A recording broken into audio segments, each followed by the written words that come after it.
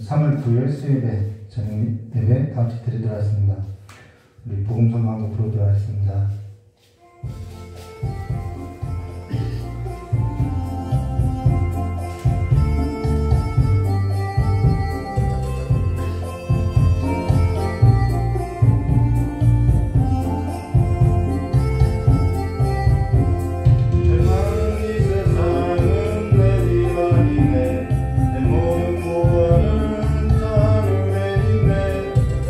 눈물을 열고 나를 부르네. 나는 이 세상에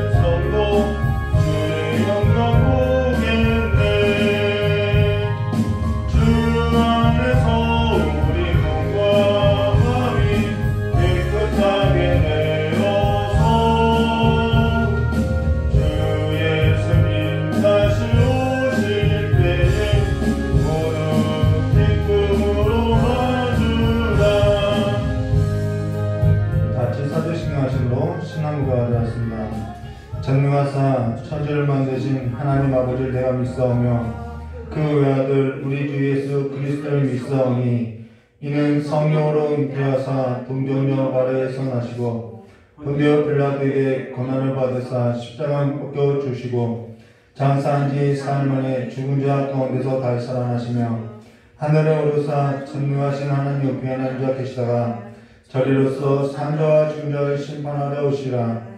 성령을 믿사오며 거룩한 공예와 성도와 서로 도는 것과 죄를 사하신 것과 몸이 다해 사는 것과 영원히 사는 것을 믿사옵나이다. 아멘. 우리 찬송 한 장 부르시네 하나님 말씀 나누도록 하겠습니다.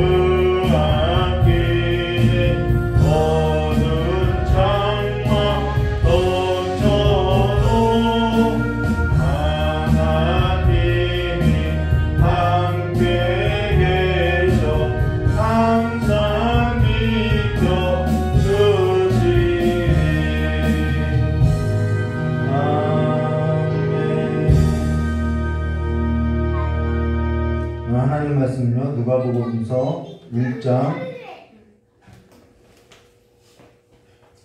5절서부터 18절까지의 말씀 보도록 하겠습니다.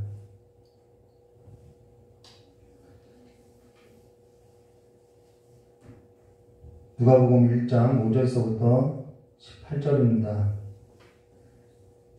우리 한 절 한 절 교도하도록 하겠습니다.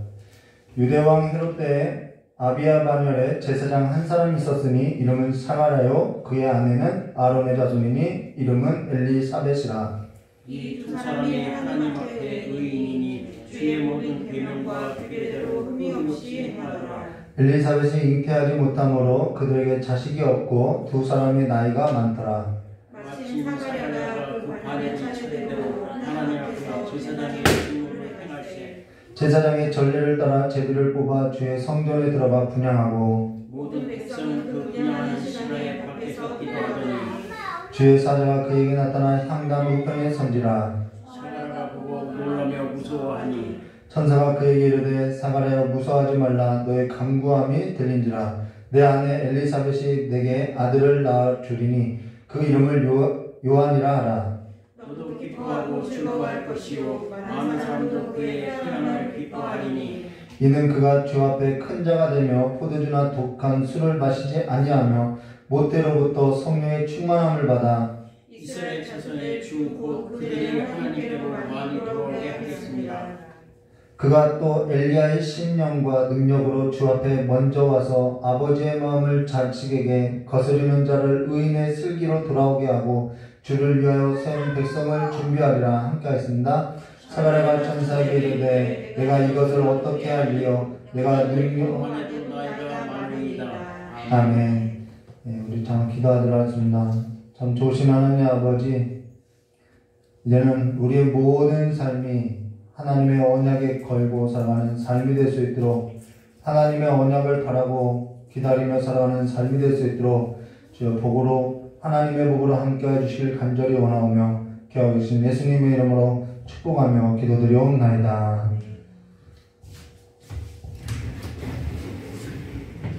오늘 누가복음 1장 5절부터 18절만 교독했는데요. 25절까지 우리 함께 나누도록 하겠습니다.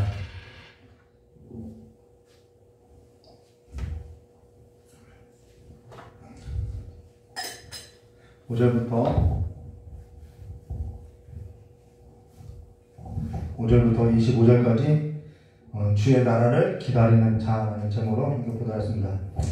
사무엘상 3장 1절 말씀을 보시면은 아이 사무엘이 날 때 어떠한 시대적 배경을 갖고 있었냐면요. 아이 사무엘이 엘리 앞에서 여호와를 섬길 때에는 여호와의 말씀이 희귀하여 이상이 흔히 보이지 않았더라라는 시대적 상황과 배경을 갖고 있다는 것이죠. 그리고 그 시대에 있어서 한 시대를 맡았던 엘리 제사장은 눈이 점점 어두워가서 잘 보지 못하는 그때라고 이렇게 표현하고 있다는 것이죠. 여호와의 말씀이 희귀하여 이상이 흔히 보이지 않았던 때, 어둡고 흑암이 짙고 여호와 하나님께서 침묵하셨던 때임을 말해주고 있다는 것이죠. 근데 저와 여러분의 성경 역사에 있어서 참 어렵게 나눴는데요. 사실 중간 역사라는 것은 어두운 시기이고 암흑의 때이며 하나님께서 침묵했던 때이고 하나님의 말씀이 끊어졌던 때라는 것입니다. 우리 인생 중에도 그러한 하나님의 말씀이 단절된 시기들이 있다는 것이죠. 근데 여기 누가복음 1장 5절에 유대왕 헤롯 때에 아비야 반열에 제사장 한 사람이 있었으니 이름은 사가랴요. 이 사가랴라는 말은 스가랴 똑같은 단어인데요. 사가랴요 그의 아내는 아론의 자손이니 이름은 엘리사벳이라고 하는데 여기 유대왕 헤롯 때라고 하고 있다는 것입니다. 그러면은 유대왕 헤롯을 말하는데 이 헤롯이 통치했던 시기라는 거지요. 이 헤롯이 통치할 때는 BC 37년에서 BC 4년까지 통치했다는 것입니다. 그럼 예수님께서 실제로 오신 때는 BC 한 6년 정도에 예수님께서 오셨던 거죠. 근데 여기 유대왕 헤롯 때라는 것은 단지 헤롯 대왕이 통치했던 시기라는 것을 말하려는 것이 아니라는 것이죠. 그 시대적 상황을 말해주고 있다는 것입니다. 우리도 군사정부 때 이런 말 하면 그 시대적 상황이 있다는 것이죠. 그러면은 중간기에 있어서 우리가 앞서서 성경 역사에서 보았죠. 근데 그 중간 역사에 있어서 우리가 기억해야 할 중요한 것이 있는데 그게 뭐냐면은 하스몬 왕조라고 했던 그 마카비 왕조가 중요하다는 것입니다. 이 마카비 왕조를 빼놓고는 이 신약 성경으로 들어갈 수 없다라는 거죠. 근데 이 마카비 왕조인데요. 그 마카비 왕조라는 것은 주전 146년부터 67년까지 시몬으로부터 시작해서 실질적으로 마카비 왕조, 유대의 마카비 왕조가 세워졌다고 본다라는 것이죠. 그리고 마카비 왕조는 이 시몬에 이어서 요한 힐카누스 우리가 다 보았는데요. 기억에 나지 않을 것 같아요. 요한 힐카누스가 주전 134년부터 104년까지 영토를 확장하면서 누구를 끌어들였냐면 이두메 사람들을 편입시켰다는 것입니다. 그리고 영토를 확장하는 과정 가운데서 이방 사람들을 군인으로 사용했다는 것이죠. 그러면서 이들에게 이방 사람들에게 급여를 주고자 왕의 무덤을 도굴 하면서 이 하스몬 왕조가 바리세파하고 사이가 좋지 않게 됐다라는 거예요. 그러고 나서 그의 아들 아리스토블루스가 주전 104년부터 103년 그의 어머니하고 같이 왕위를 이렇게 물려받았는데 그 아리스토블루스가 주전 104년부터 103년 1년 동안 그의 어머니하고 같이 왕위를 함께 할 수 없다고 해서 어머니하고 형제를 가둬놨다는 것입니다. 근데 옥에 있던 그의 동생 알렉산더 안네우스가 주전 103년부터 76년까지 이제 그 형이 죽고 나서 즉위하게 되면서 그 형의 아내였던 알렉산드로 살로메하고 다시 혼인하게 된다는 거예요. 그래서 이 왕조하고 원래는 하시딘 경건주의자가 있었는데 이 경건주의자 안에서 이러한 과정을 통해서 사두개파하고 바리새파하고 분열됐다라는 거예요. 그래서 바리새파는 전통을 중시하는 자들로서 이건 있을 수 없는 일이라고 하면서 이 왕조하고 충돌하게 됐다는 것이죠. 근데 이 사두개파는 이때 당시 이 마카비 왕조하고 이들을 지지하면서 세력과 기득권을 얻으면서 현실에 안주하면서 살았다라는 거예요. 그래서 사두개파하고 바리새파가 그래서 사이가 점점점 벌어지게 됐다라는 것이죠. 그리고 알렉산더 안네우스가 왕이 이렇게 유대 왕조에 있을 때는 그가 헬라적 사고를 받아들여서 더욱 바리새파하고는 전통을 따르는 바리새파하고는 관계가 안 좋아졌다는 것입니다. 근데 그가 죽고 나서 그의 아내 알레산드로 살로메가 주전 76년부터 67년까지 주의하면서 이 바리새파 사람들을 끌어안고 안정적인 정치를 했다라는 거예요. 근데 알렉산더 살로메에게는 두 아들이 있었는데요. 여자에게 왕위를 줄 수 없으니까 그 알렉산드로 살로메에게 두 아들에게 있는데 그 두 아들이 누구냐면은 장남은 요한 힐카누스 2세고 차남은 누구냐면은 아리스토블루스 2세라는 것입니다. 그래서 장남에게 대제사장직을 주고 차남에게는 군 사령관을 주었다는 것이죠. 근데 이 요한 힐카누스 대제사장은 좀 욕심이 없는 사람이에요. 그렇다 보니까 이 사두개파 사람들이 아리스토블루스 2세의 편에 들어가지고 정치적인 권력을 장악하게 된다는 것입니다. 그러면은 그동안의 바리새파가 전통을 따르는 사람들로서 당연히 요한 힐카누스 2세하고 대제사장 편이 되었는데 이 요한 힐카누스는 별로 권력력이 없는 사람이라는 거예요. 그러다 보니까 바리새파가 이 사두개파인들에게 밀리게 되었다는 것이죠. 정치적으로. 그렇게 해서 알렉산드로 살로메 그의 어머니가 죽고 나서는 불안했던 사두개파가 차남 아리스토블루스 2세에게 붙었고 그러면서 예루살렘을 장악하게 된다는 거예요. 그러면서 요한 힐카누스 2세에게 붙었던 바리새파가 이두메 사람, 자, 왜 지금 갑자기 유대왕 헤롯을 이야기하는데 왜 이런 얘기를 하냐 할 건데요. 이 유대왕 헤롯이 유대왕이 된 것을 우리가 알아야 한다는 것이죠. 이때 그래서 이 바리새파가 요한 힐카누스에게 붙었던 이 바리새파가 이 권력력이 없는 요한 힐카누스를 어찌하지 못하니까 이두메 지역의 군 지휘관이었던 이두메 사람 안티파르테를 유입하게 된다라는 거예요. 근데 이때 이두메 사람 안티파르테가 이 아리스토블루스 2세가 장악한 그 권력을 자기가 장악해야 하니까 자기 힘만으로 안 되니까 나바티아 하르타트 3세를 유입하면서 점점 아리스토블루스 2세가 불리하게 된다는 것입니다. 그래서 이 아리스토블루스 2세하고 사두개파가 예루살렘으로 피해서 예루살렘을 완전히 예루살렘에 숨게 되어 있다는 거예요. 근데 이때 로마의 폼페우스 장군이 시리아 지역을 장악하게 된다는 것입니다. 그러면서 아리스토블루스 2세가 로마에 손을 뻗으면서 도움을 청하게 된다는 것이죠. 자, 로마가 개입하면서 나바티아의 그 하르타트 3세는 물러가게 되고요. 이제는 요한 힐카누스 2세하고 아리스토블루스 2세가 이 유대 왕조에 있어서 권력을 잡고자 둘이 힘겨루기를 하는데 둘 다 로마에게 손을 내밀었는데 로마의 그 폼페우스 장군이 누구에게 권력을 주냐면요. 요한 힐카누스, 이 사람이 권력력이 없으니까 좀 다스리기가 쉽겠죠. 요한 힐카누스 2세에게 너가 대제사장이니까 본래 대제사장대로 하라고 이야기한다라는 거예요. 그러면 당연히 이 일에 있어서 불만을 가졌던 아리스토블루스 2세가 예루살렘을 장악하면서 걸기대회를 했다는 것입니다.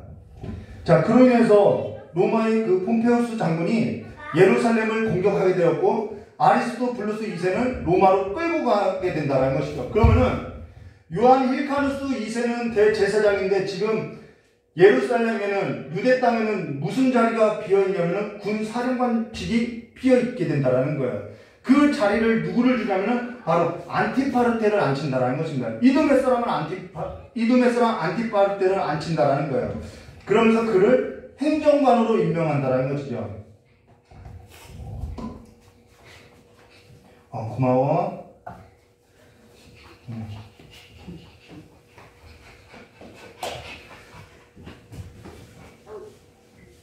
그러면서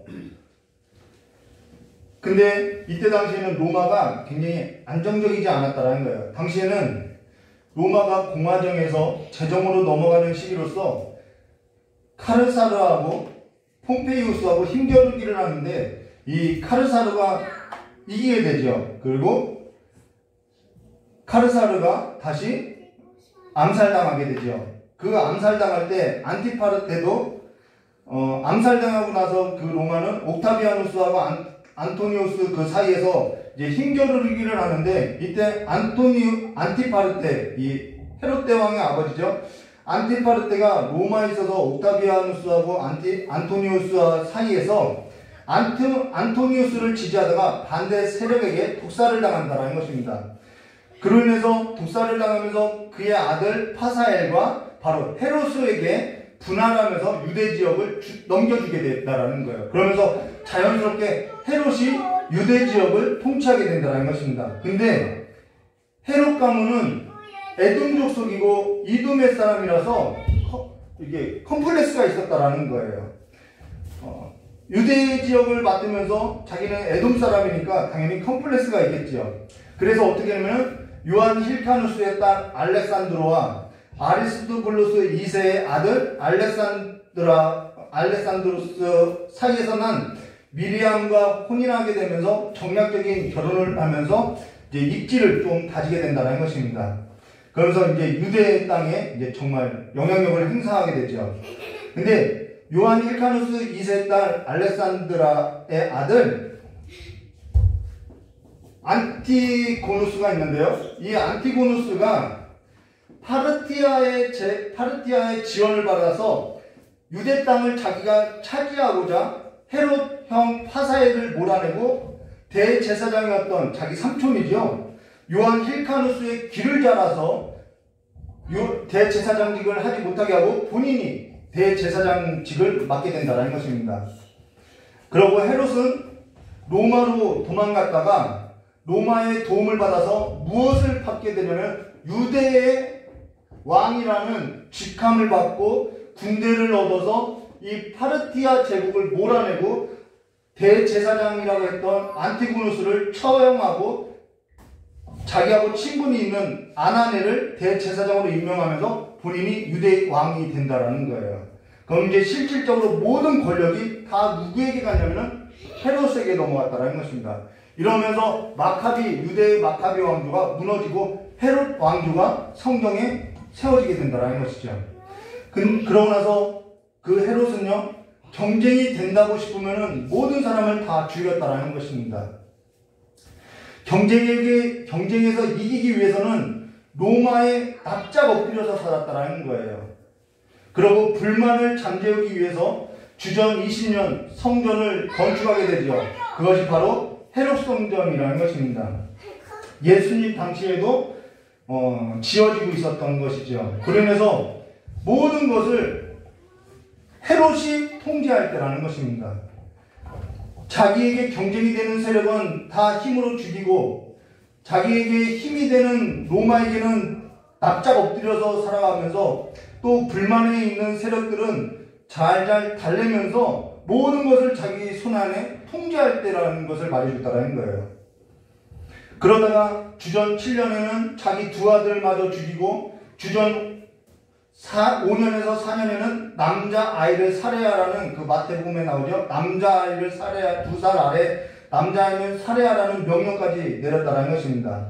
그리고 로마로부터 임명된 유대왕이라는 그런 강력한 의지를 가지고 유대 사람들에게는 환심을 사고자 대규모 성전을 중축하고 자기 권력에 있어서는 경쟁이 된다 싶으면은 대제사장이라도 자기 아내, 장모, 자녀들까지 죽이고 자기보다 힘을 가진 로마에게는 비굴하게 납작하게 엎드려서 권력을 마음대로 행사했던 사람이 유대왕 헤롯이라는 거죠. 그런 시기가 바로 유대왕 헤롯 때라는 것입니다. 그러면은 유대왕 헤롯 때에 아비야의 반열 제사장 한 사람이 있었으니 이름은 사가랴요 그의 아내는 아론의 자손이니 이름은 엘리사벳이다 라고 얘기하는데요. 여기 아비야의 반열이라는 것은 이 24반열이 있는데요. 역대상 24장 10절 말씀 보시면요. 이렇게 나왔어요. 7째는 하코스요 8째는 아비야라는 이 제사장 그룹을 말하는데요.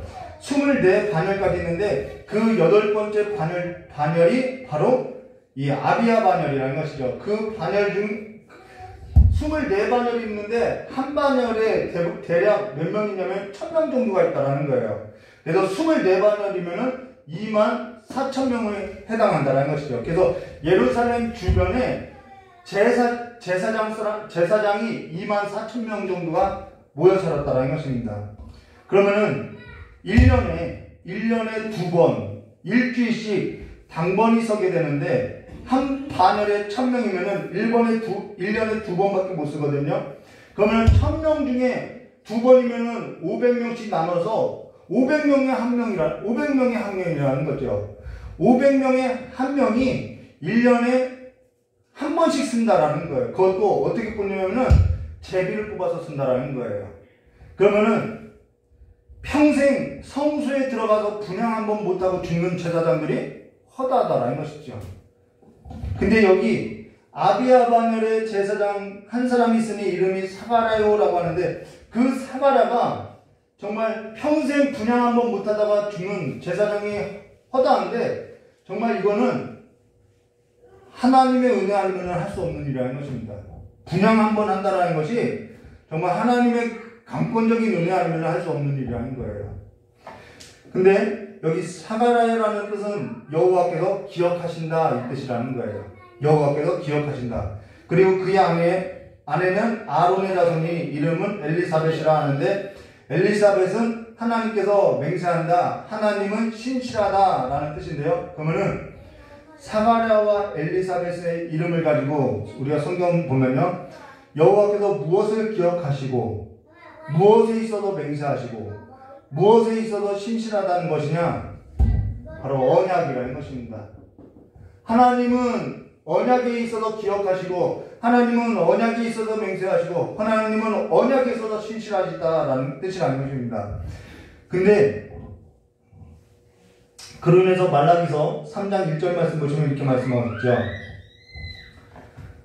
만군의 여호와가 이르노라. 보라, 내가 내 사자를 보내리니 그가 내 앞에서 길을 준비할 것이요 또 너희가 구하는 바 주가 갑자기 그 성전에 임하시리니 곧 너희가 사모하는 바 언약의 사자가 임할 것이라. 여기서 내 사자를 먼저 보낸다라는 것과 또 여기 언약의 사자가 나오는데요, 이 내 사자하고 이 언약의 사자는 다르다라는 거예요.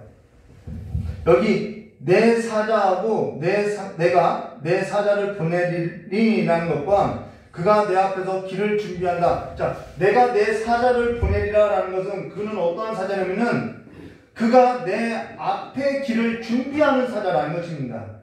근데 또 너희가 구하는 바 주가 갑자기 그의 성전에 임하시리니 곧 너희가 사모하는 바 언약의 사자임이라라고 하는 그 언약의 사자는 메시아를 말한다라는 거예요. 그리스도를 말한다라는 것이죠. 그래서 내가 내 사자를 보내리는 것과 바로 이 언약의 사자는 다른 사자를 말한다는 것입니다. 이 일에 있어서 사가랴가 성령의 충만함을 받아서 예언을 할 때에도 나타나는데요, 누가복음 1장 76절과 79절 말씀 보시면 이렇게 나와 있죠.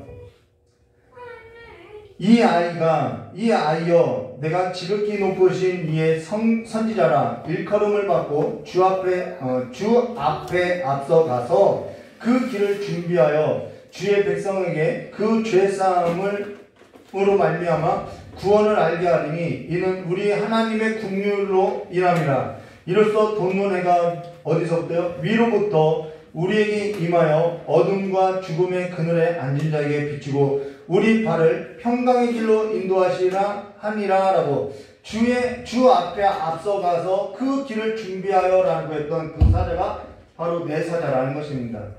자, 하나님의 긍휼로 말미암아 이루어진 성취적인 사건이며 하나님께서 기억하셨던 것이고 하나님께서 맹세하셨던 것이고 하나님께서는 신실하셔서 지금 이 언약을 성취하시고 있다라는 거예요. 이것을 맹세하셨고 하나님은 기억하셨고 그 하나님은 신실하다라는 것이죠. 지금 이게 중요한 까닭이 무엇이냐면요, 하나님께서 이 언약에 있어서 맹세하지 아니하시고 하나님께서 이 언약에 있어서 신실하지 않으면은 오늘 저와 여러분이 하나님을 신뢰하고 하나님을 믿고 살아갈 수 없다는 것입니다. 하나님이 언약에 있어서 신실하지도 않고 하나님께서 언약에 있어서 기억하지도 않고 하나님께서 언약에 있어서 맹세하지 않는다면은 오늘 저와 여러분은 하나님을 신뢰할 수도 없고 흔들릴 수밖에 없다라는 거예요. 우리가 성도의 견인에 있어서 중요한 근거가 됨을 말해줬지요. 성도의 삶에 있어서 중요한 뿌리가 되고 근간이 된다라는 거예요. 오늘 저와 여러분이 믿고 신뢰하는 그 하나님은 어떠한 하나님이냐? 그 하나님은요, 우리가 믿는 그 하나님은, 신뢰하고 있는 그 하나님은 어떠한 하나님인지 믿고 그 아는 일에 있어서 중요한 신앙적 삶에 있어서 태도와 삶을 만들어내는 것이 뭐냐면은 그 하나님은 언약에 있어서 신실하고 언약에 있어서 맹세하신 분이고 그 언약을 성취하시는 하나님이기 때문에 우리가 그 하나님에 대해서 우리가 믿고 우리의 신앙적인 삶의 태도를 만들어갈 수 있음을 말해주겠다는 거예요. 그분이 그렇지 않다고 하면 우리의 신앙적 삶은 만들어질 수 없다라는 거예요. 그러면서 6절에, 오늘 성경 말씀 6절에 이렇게 말하고 있죠. 이 두 사람이 하나님 앞에 의인이니 주의 모든 계명과 규례대로 흠이 없이 행하더라라고 말하고 있다는 것입니다. 여기 뭐라고 하냐면요, 이 두 사람이 하나님 앞에 의인이니 주의 모든 계명과 규례대로 흠이 없이 행하더라라는 신앙적 삶에서도 태도로서 만들어내고 있더라는 거예요. 그러면은 이 두 사람이 이러한 신앙적 삶에서도 이러한 태도를 오랫동안 지속적으로 일관되게 만들 수 있었던 근거의 그 뿌리가 무엇이냐면은 하나님은 언약에 있어서 신실하기 때문에, 하나님은 언약에 있어서 맹세하시고 기억하시기 때문에 그들이 그 하나님에 대해서 신실한 삶의 태도로서 신앙적 삶의 태도를 만들어 가더라는 것이죠. 오늘 설교의 핵심이 뭐냐면요, 바로 이 내용이라는 거예요. 여기 이 두 사람이 하나님 앞에 의인이라고 이야기했다는 것이죠. 이 두 사람이 하나님 앞에 의인일 수 있었던 것은 그들의 이름과 같이 하나님은 기억하시는 하나님이고 하나님은 맹세하시는 하나님이고 하나님은 신실하신 하나님이기 때문에 이들이 하나님 앞에서 의인으로서 살아갈 수 있는 삶을 만들어내더라는 것이죠. 그러면 여기 이 두 사람이 하나님 앞에 의인이라고 할 때 이 두 사람이 하나님 앞에 의인이라는 그 의인은 어떠한 의인이냐는 거예요. 우리는 날마다 내가 예수 그리스도를 믿고 내가 의롭게 되었으니 내가 의인 되었습니다. 우리는 의인을 그렇게만 알고 있는데요. 성경에는 의인이라고 할 때는 두 가지 의인이 있다는 것입니다. 하나는 신분에 있어서 의인이고요. 하나는 상태에 있어서 의인이라는 것입니다. 태도에 관한 의인을 말하는 거죠. 그러면 여기에서 이 두 사람은 하나님 앞에 의인이다라고 했을 때 그 의인은 신분도 신분이지만 무엇에 관한 의인을 말하려면 상태와 태도에 관해서 의인이라는 거예요. 지금 이 두 사람의 상태와 태도, 삶의 태도가 어땠냐? 하나님 앞에 의인이라는 거죠. 그러면 이 두 사람이 어떠한 상태이고 어떠한 태도이기 때문에 그들이 하나님 앞에 의인이라고 했느냐? 그들이요 하나님의 언약에 있어서 기다렸다라는 거예요. 하나님의 언약에 있어서 그들의 태도가 지속적으로 일관되었기 때문에 그들의 삶이 하나님의 언약에 있어서 기다리는 태도로서 주의 모든 계명과 규례대로 흠이 없이 행하더라라는 상태와 태도에 있었다라는 것입니다.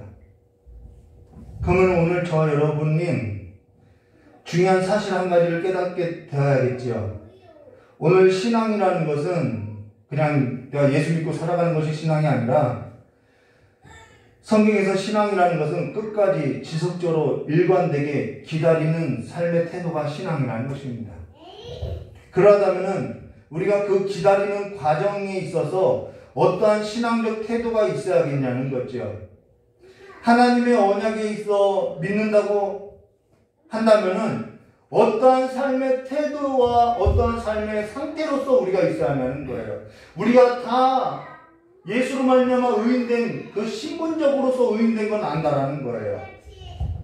오늘 저와 여러분이 하나님의 언약에 있어서 하나님께서는 신실하다라는 것을 믿고 있다면은 하나님께서는 신실하다는 것을 우리가 알고 있다면은 그 기다리는 신앙이라고 한다면은 우리 삶 전체가 하나님의 언약에 맞춰져서 하나님의 언약에 맞춰져서 살아가야 한다라는 거예요. 예수 그리스도께서 다시 오실 것을 우리가 믿는다면 우리 삶 전체는 예수 그리스도께서 다시 오시는 그 시간표대로 맞춰져서 하나님의 시간대로 우리는 만들어져 가야 할 삶임을 말하겠다는 것입니다.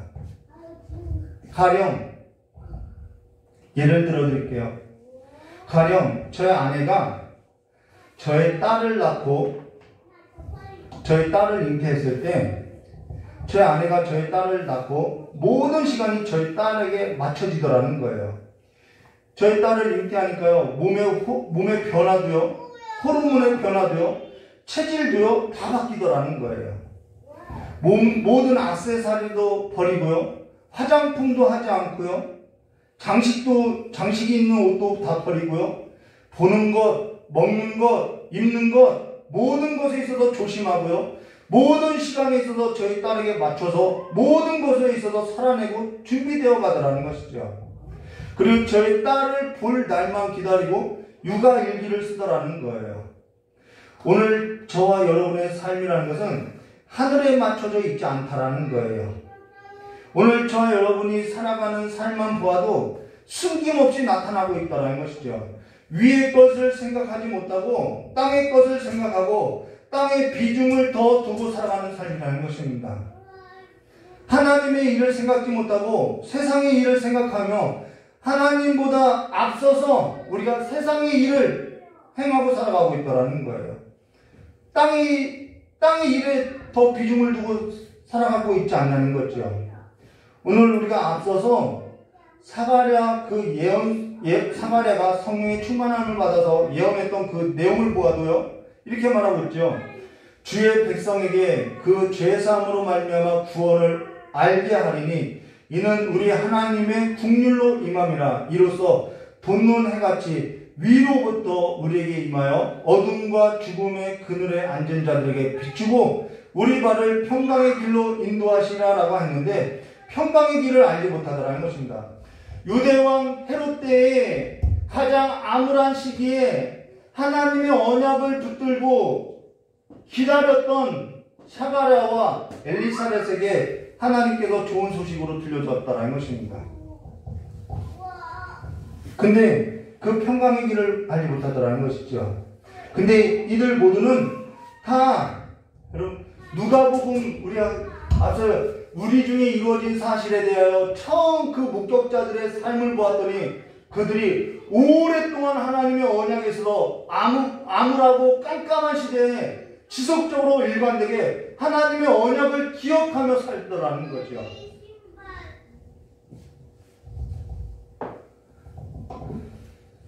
이들 모두가 다 주님이 오실 것을 오랫동안 지속적으로 일관되게 기다렸던 자라는 것입니다. 누가복음 2장 8절부터 20절에 소개된 그 빈들에 있던 목자들도 예수께서 오시기를 기다렸던 자들이라는 거예요.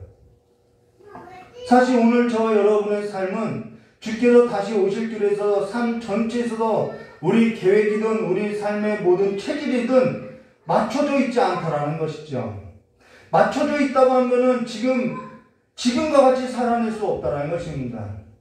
체질이 변하고요, 내면의 변화의 삶이 있고요, 목적이 달라지고요, 삶의 방향이 달라지게 되어 있다라는 거예요. 그러고 나서 우리 7절 말씀 볼까요? 엘리사벳이 잉태하지 못함으로 그들에게 자식이 없고 두 사람이 나이가 많더라. 여기 엘리사벳이 잉태하지 못하고 여기 잉태하지 못했다는 것은 몸의 변화, 호르몬의 변화, 그런 변화가 없다라는 거예요. 그들에게 자식이 없고라는 것은 열매가 없다라는 거예요. 두 사람의 나이가 많고라는 것은 오래되었다라는 거죠. 이제는 생산할 수 없는 것을 말하고 있다라는 것입니다. 잉태하지 못함으로 자식이 없고 나이가 많더라라는 것은 완전하게 생산이 끊어진 불임의 시대임을 말해주고 있다는 것입니다. 근데 우리가 기억해야 할 것이 뭐냐면요, 여기 한 여인에게 있어서 불임의 고통이 있는데 정말 성경이 말하고자 하는 것은 그 불임의 고통을 말하고자 하는 것이 아니라 하나님께서 한 시대를 향한 그 고통을 한 여인의 삶 가운데 지금 드러내고 있다라는 거예요. 사사시대가 그랬고 사무엘시대가 그랬다라는 거예요. 우리 사무엘서 맨 처음 언급했듯이 그 사무엘시대가 그래왔다는 것이죠. 그리고 한 여인, 그 한나가 잉태하지 못하는 것으로서 하나님과 심정을 통했음을 말해주고 있는데, 심정이 통했다는 것은 하나님도 이 세대를 볼 때 마음이 아팠다라는 거예요. 하나님의 말씀에 있어서 전할 자가 없고, 하나님의 말씀에 있어서는 끊어졌고, 하나님 말씀에 있어서는 열매 맺는 자가 없고, 그래서 황폐하고 흑암으로 가득한 세상으로서 가시와 엉겅퀴만 무성하더라는 것이죠. 그것이 뭐냐면 우리가 중간 역사였다는 것입니다. 지금도 그러한 개인적인 인생들이 있다라는 거예요.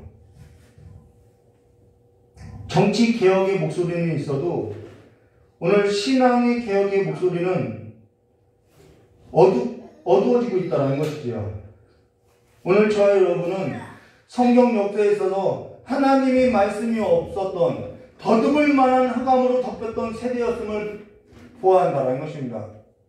그 가운데서 하나님의 언약을 붙드는 자들이, 하나님의 언약에 붙들려서 하나님을 기다렸던 자들이 있었다는 것이죠. 그래서 하나님의 언약에 붙들려서 광야로 나간, 빈들에 나간 자들이 있었다는 거예요. 그래서 하나님의 말씀이 예루살렘에 임하지 않고 광야에 임하고 빈들 가운데 임했다는 것입니다. 그런 의미에서 오늘 8절과 23절 주목해 볼 말씀이 있죠. 오늘 8절과 23절 말씀 보시면요, 이상한 일이 벌어진다는 것입니다. 제가 8절과 23절 봉독해 드리겠습니다. 마침 사가랴가 그 반열의 차례대로 하나님 앞에서 제사장의 직무를 행하세 제사장의 전례를 따라 제비를 뽑아 주의 성전에 들어가 분향하고 모든 백성은 그 분향하는 시간에 밖에서도 기도하더니 주의 사자가 그에게 나타나 향단 우편에 선지라. 사가랴가 보고 놀라며 무서워하니 천사가 그에게 이르되 사가랴야 무서워하지 말라. 너의 간구함을 들은지라. 내 아내 엘리사벳이 내게 아들을 낳아주리니 그 이름을 요한이라 하라. 너도 기뻐하고 즐거워할 것이요 많은 사람도 그의 태어남을 기뻐하리니 이는 그가 주 앞에 큰 자가 되며 포도주나 독한 술을 마시지 아니하며 모태로부터 성령의 충만함을 받아 이스라엘 자손을 주 곧 그들의 하나님께로 많이 돌아오게 하겠음이며 그가 또 엘리야의 신령과 능력으로 주 앞에 먼저 와서 아버지의 마음을 자식에게 거스르는 자를 의인의 슬기에 돌아오게 하고 주를 위하여 세운 백성을 준비하리라 라고 하는데 여기 의문이 있다는 것입니다. 세례 요한이 난 것은 사실인데 세례 요한이 난 것에 관해서 사람들이 기뻐했느냐? 기뻐하지 않았다라는 거예요. 오히려 그를 죽여서 그의 머리를 소반에다 담아서 헤롯 안티바에게 갖다 바쳤다라는 것이죠. 그러고 나서 우리 18절과 25절 말씀 마저 보시면요. 사가랴가 천사에게 이르되 내가 이것을 어떻게 알리오? 내가 늙고 아내도 나이가 많으니이다. 천사가 대답하여 이르되 나는 하나님 앞에 서 있는 가브리엘이라. 이 좋은 소식을 전하여, 가브리엘은 좋은 소식을 전하는 천사죠. 내게 말하라고 보내심을 받았노라. 보라, 이 일이 되는 날까지 내가 말 못하는 자가 되어 능히 말을 못하리니 이는 내가 내 말을 믿지 아니하거니와 때가 이르면 내 말이 이루어지라 하더라라고. 여기 중요한 것이 나오죠. 보라, 이 일이 되는 날까지 내가 말 못하는 자가 되어 능히 말을 못하리니라고. 사가랴가 이 일이 되는 날까지 내가 말을 못하는 자가 되리라라고 말했다는 것입니다. 여러분, 이게 오늘 저와 여러분이 구약과 신약을 이렇게 읽는 이 중간 역사에서도 보았는데요. 이 중간 역사는 하나님의 말씀이 없는 깜깜한 시대라는 것입니다. 근데 이 구약의 마지막 선지자 말라기가 뭐라고 설교했냐면은 하나님의 성경문을 닫자, 하나님의 성경문을 닫을 자가 있었으면 좋겠다라고 말라기가 예언하자마자 하나님께서 성경문을 닫았듯이 하나님의 말씀이 없었다라는 거예요. 400년 동안요. 하나님께서 이들을 버려두신 것처럼 버려뒀다라는 거예요. 그런 시기에 하나님께서 긍휼을 베풀어서 하나님의 긍휼을 구하는 자들이 있었고, 하나님의 긍휼을 구하는 자들이 이 중간 역사 가운데 하나님의 긍휼을 구하면서 광야로 나가서 공동체를 이루는 쿤난 공동체나 SNF가 생겨났고, 그들이 그 공동체를 이루어서 하나님의 말씀을 붙들고 하나님의 말씀을 연구하면서 누구를 기다렸냐면 그리스도를 기다렸다라는 거예요. 그래서 하나님의 그 복된 소식이 광야에 빈들 가운데 임했다라는 것입니다. 근데 구약의 그 말라기 선지자가 그 선지자를 끝으로 성전문을 닫았으면 좋겠다라고 예언했던 그 선지자가 예언하고 나서 하나님의 말씀이 끊어졌는데, 그 말라기 선지자가 마지막 예언했던 것이 뭐냐면 말라기서 4장 1절과 6절이지요. 그 말씀 보시면 이렇게 말씀하세요. 만군의 여호와가 이르노라. 보라, 윤광로 불같은 날이 이르리니 교만한 자와 악을 행하는 자는 다 지푸라기가 될 것이요 그 이르는 날이 그들을 살라 그 뿌리와 가지를 남기지 아니하리로되 내 이름을 경외하는 너희에게는 공의로운 해가 떠올라서 치료하는 광선을 비추리니 너희가 나가서 외양간에 나온 송아지같이 뛰리라. 여기서 내 이름을 경외하는 너희에게는 이라고 이야기했죠. 또 너희가 악인을 밟을 것이니 그들이 내가 정한 날에 너희 발바닥 밑에 재와 같으리라. 만군의 여호와니라. 그러고 나서 4절 말씀 중요한데요. 4절 말씀 볼게요. 말라기서 4장 4절입니다. 너희는 내가 호렙산에서 온 이스라엘을 위하여 내 종 모세에게 명령한 법, 곧 율례와 법도를 뭐하래요? 기억하라. 이게 말라기 선지자가 예언했다라는 거예요. 그 기억하라라는 이름이 바로 스가랴의 뜻인데, 그러면은 이 기간 동안에 스가랴의 부모님은 이 선지자의 말씀을 듣고 내 자녀가 하나님의 말씀을 기억했으면 좋겠다라고 이름을 붙여줬다는 것이죠. 이런 계시적인 성격이 있다는 것입니다. 너희는 내가 호렙산 온 이스라엘을 위하여 내 종 모세에게 명령한 법, 곧 율례와 법들을 기억하라. 그래서 스가랴가 엘리사벳하고 같이 그 이름대로 하나님의 언약을 기억하면서 하나님은 맹세하시는 분이다. 하나님은 신실하신 분이다. 하나님 앞에서 자신들의 삶의 태도를 주의 율례와 주의 법들을 지켜오면서 지켜왔다는 거예요. 그러면서 6절에 이렇게 말하죠. 그가 아버지의 마음을 자녀에게로 돌이키게 하고 보라 여호와의 크고 두려운 날이 이르기 전에 내가 선지자 엘리야를 너에게 보내리라. 그가 아버지의 마음을 자녀에게로 돌이키고 자녀들의 마음을 그들의 아버지에게 돌이키라. 돌이키지 아니하면 두렵건대 내가 와서 저주로 그 땅을 칠까 하노라 하시니라. 라고 했던 그 선지자 그 언약이 지금 누구에게 임한 거예요? 신실하게 하나님의 언약을 붙들었던 가정 가운데 임하더라는 거예요. 주님께서 다시 오신다고 약속했지요. 그 언약을 우리가 얼마만큼 붙들고 사냐는 거예요. 근데 그로 인해서 이들은 내 종 모세에게 명령한 법, 곧 율례와 법도를 기억하며 기다리는 자로서 기다려왔다라는 것입니다. 오늘 성경 말씀에 그 말씀이 있죠. 누가복음 1장 6절 이 두 사람은 하나님 앞에 의인이니 주의 모든 계명과 규례대로 흠이 없이 행하더라라는 거죠. 근데 이 중간기 역사는 알렉산더로 시작하죠. 그 알렉산더가 헬라적인 문화를 꽃피우면서 이때 당시 헬라 문화의 모든 사람들이 물들어가고 이해타산으로서 세속화되고 자기 이익과 자기 권력에 눈이 멀어서 점점 어두워지는 그 시대에 하나님의 언약의 말씀을 붙들면서 하나님의 언약을 기다리는 자들이 있었다는 것입니다. 그때가 바로 앞서서 언급했던 유대왕 헤롯 때라는 뜻이라는 거예요. 지금 그때가 찼다 하는 거예요. 그래서 갈라디아서 4장 4절에는 이렇게 말하죠. 사도 바울이 때가 참해라고 이야기하는 거죠. 때가 이미 찼다라는 거예요. 갈라디아서 4장 1절과 7절 말씀 공동화 마치도록 하겠습니다. 내가 또 말하노니 유업을 이을 자가 모든 것의 주인이나 어렸을 동안에는 종과 다름이 없어서 그 아버지가 정한 때까지 후견인과 청지기 아래에 있나니 이와 같이 우리도 어렸을 때에는 이 세상의 초등 학문 아래에 있어서 종으로 타였더니 때가 참에 하나님이 그 아들을 보내사 여자에게 나게 하시고 율법 아래 나게 하신 것은 율법 아래 있는 자들을 성량하시고 우리로 아들의 명분을 그래서 세례요한이 그 말씀 있잖아. 아버지의 마음을 자녀에게 돌이키게 하고 율법 아래 있는 자들을 성량하고 우리로 아들의 명분을 얻게 하려 하심이라. 우리 신분이 아들이에요.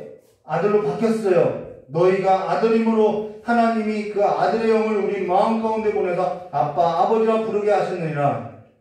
그럼 아들이라고 한다면은 우리의 상태는 어떠한 상태가 되어야 하냐? 그러므로 내가 이후로는 종이 아니니 아들이니 아들이면 하나님으로 말미암아 유업을 받을 자니라라고. 오늘 저와 여러분이 하나님의 나라의 유업을 받을 자라는 거예요. 그러면은 하나님의 유업을 받는 일에서도 수업을 받아야겠죠. 히브리서 11장 13절과 14절 이렇게 말하죠. 이 사람들은 다 믿음을 따라 죽었으니 약속을 받지 못하였을 때 그것들을 멀리서 보고 환영하며 또 땅에서는 외국인과 나그네임을 증언하였으니 그들이 이같이 말하는 것은 자기들의 본향 찾는 자임을 나타내려 함이라 라고 삶을 언약에 걸었다라는 것입니다. 오늘 우리의 삶에 있어서 하늘에 걸고 살아가는 자는 열심을 다하지 아니하는 삶이 아니라 오히려 하늘 전체에 걸고 모든 시간과 모든 스케줄을 하늘에 걸고 종말론적인 삶에 있어서 신앙적 삶의 태도를 가지고 살아간다는 거예요. 어두운 땅, 이 암울한 때에 불을 밝히는 자로서 살아가고 어둠을 깨고 하나님의 침묵을 깨면서 목소리를 내고 새벽을 깨우는 삶으로서 살아가더라는 거예요. 하나님께로 돌이키라고, 하나님이 다시 오신다고 목소리를 내면서 살아간다는 거예요. 오늘 저와 여러분이 주께서 약속하신 유업에 있어서 하나님의 집을 맡은 자로서 신실하고 충성된 자로서 주를 위해서 일어나시기를 주님의 이름으로 축원합니다. 하나님의 나라와 하나님의 영광을 위해서 일어나는 그리스도인들이 되시기를 주님의 이름으로 축원합니다. 같이 기도하도록 하겠습니다. 고맙고 감사하신 하나님 아버지, 우리의 인생의 모든 스케줄을 하나님의 시간에 걸게 하여 주시고 하나님의 나라에 걸게 하여 주시고 하나님의 영광에 걸게 하여 주셔서 세상의 일을 생각하는 것이 아니라 하나님의 일을 생각하고 살아가는 깨어있는 자들로서 이렇게 어둡고 깜깜한 시대에 이제는 어둠을 깨고 하나님의 침묵을 깨고 새벽을 깨우는 주의 청년들로서 일어날 수 있도록 복을 내려주시길 간절히 원하오며 기하오신 예수님의 이름으로 축복하며 기도드리옵나이다. 우리 찬송 한 장 부르고 깨달은 말씀도 들고 기도하도록 하겠습니다.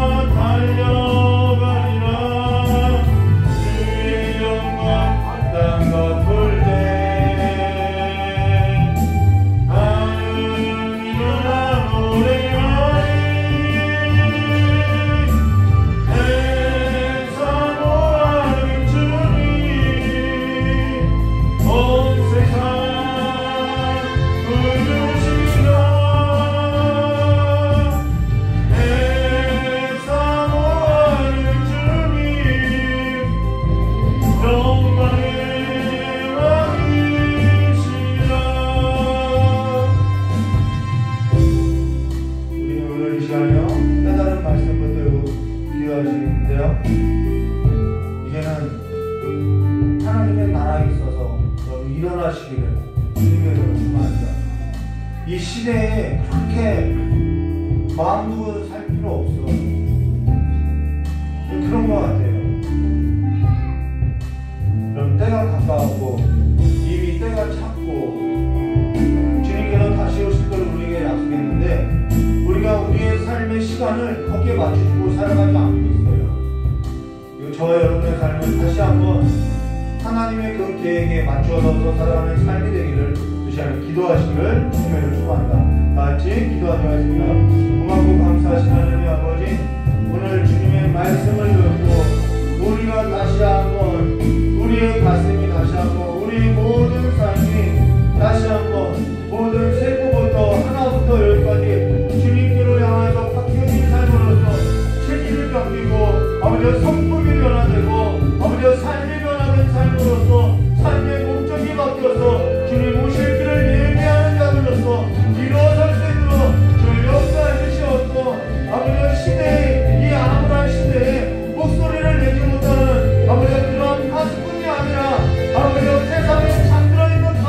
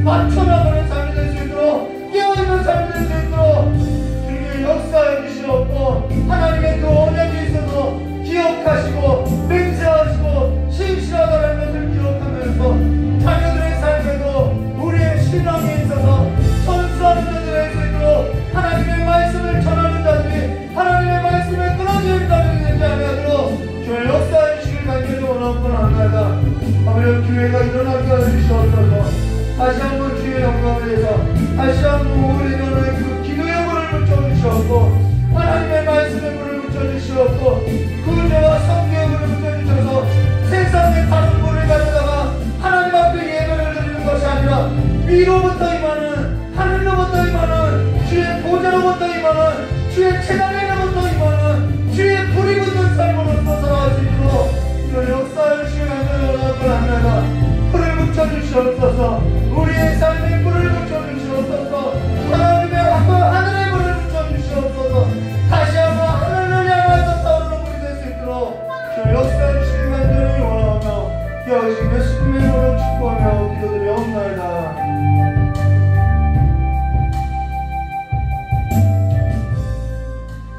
고맙고 감사하신 하나님 아버지, 우리가 하나님의 언약에 있어서 잉태하지 못했고 우리가 하나님의 말씀에 있어서 낳지 못했고 열매가 없었으며 그러한 삶이 오래되었음을 이 시간에 고백하오니 주여 불쌍히 여겨주시옵고 이제는 세상에 그 다른 불을 가져다가 붙이려는 그러한 어리석음을 범하지 아니하고 위로부터 임하는 하나님의 그 재단에서부터 붙여지는 그 불을 가지고 우리의 삶을 태워서 드릴 수 있도록 주님께서 우리의 삶에 그 하나님의 불을 위로부터 임하는 그 성령의 불을 붙여주셔서 이제는 우리의 모든 삶이 하나님께서 우리에게 예비하신 그 삶의 길을 통하여서 나아갈 수 있도록 복을 내려주시옵고 교회가 다시 한번 하나님의 그 불을 붙은 삶으로서 일어설 수 있도록 거짓의 불을 치워버리고 그 위로부터 임하는 하늘의 불을 사모하는 자 될 수 있도록 주 역사해 주시옵고 날마다 주와 함께 걷는 성령의 충만한 삶으로서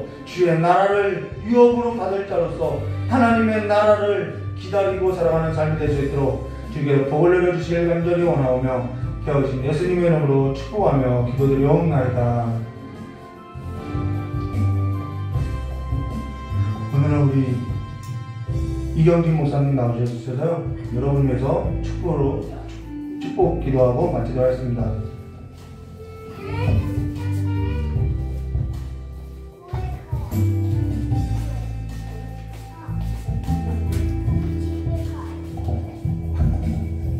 단체 기도하겠습니다. 전능하시고 자비로우신 아버지 하나님, 아버지 우리가 이 시대를 살아갈 때에 때를 분별하며 주님 다시 오실 길을 기다리고 예비하는 주님의 거룩한 신부로서 믿음을 지키며 살아갈 수 있는 은혜가 우리 귀한 성도들에게 넘치도록 있도록 주께서 축복하여 주시기를 간절히 원합니다.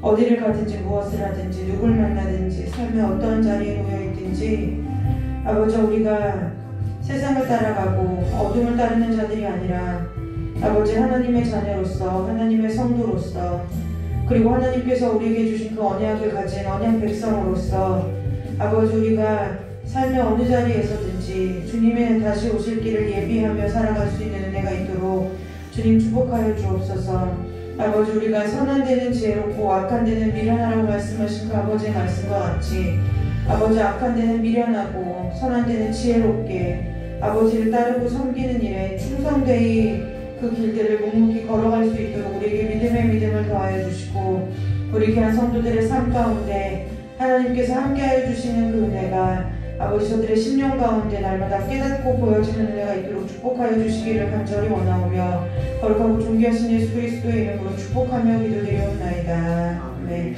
하나님께 영광의 박수 올리고 예배 마칩니다.